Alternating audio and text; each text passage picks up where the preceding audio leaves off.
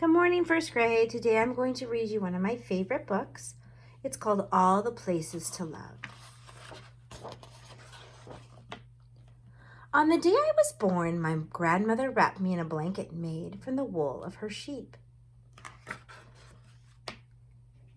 She held me up in the open window so that what I heard first was the wind. What I saw first were all the places to love: the valley, the river falling down over rocks, the hilltop where the blueberries grew. My grandfather was painting the barn, and when he saw me, he cried. He carved my name Eli on the rafter beside his name, and my grandmother's name, and the names of my papa and mama. Mama carried me on her shoulders before I could walk. Through the meadows and the hayfields, the cows watched us, and the sheep scattered. The dogs ran ahead, looking back with sly smiles. When the grass was high, only their tails showed.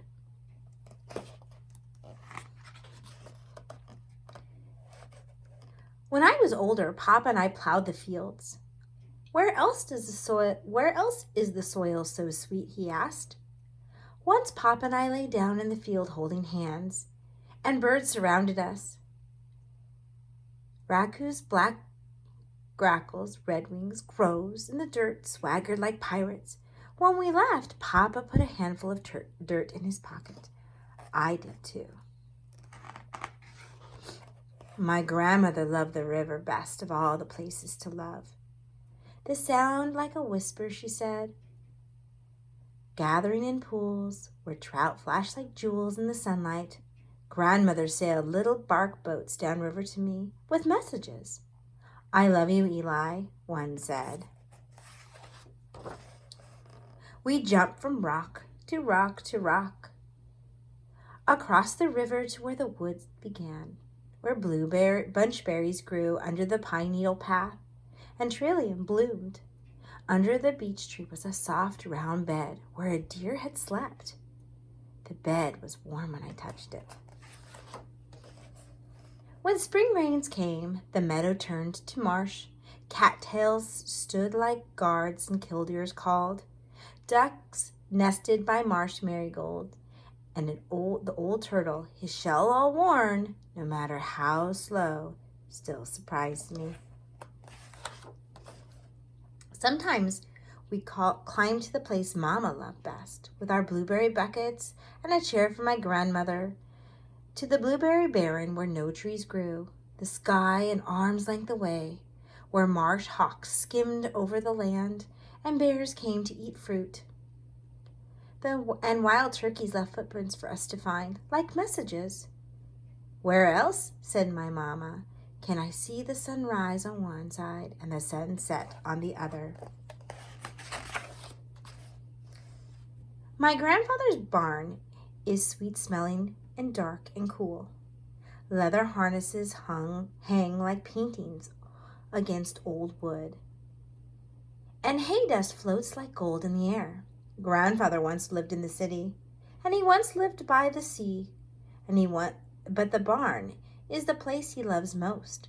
Where else, he says, can the soft sound of cows chewing make all the difference in the world? Today we wait. Him sitting on a wooden slat chair and me on the hay. Until much later, my grandmother holds up a small bundle in the open window, wrapped in a blanket made from the wool of her sheep. And my grandfather cries.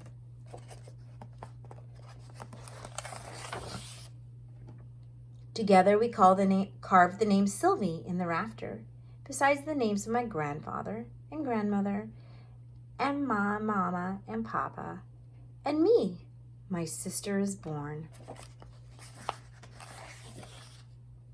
Someday I might live in the city, someday I might live by the sea, but soon I will carry Sylvie on my shoulders through the fields.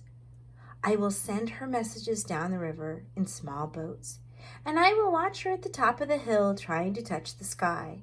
I will show her my favorite place, the marsh, where ducklings follow their mother like tumbles of leaves.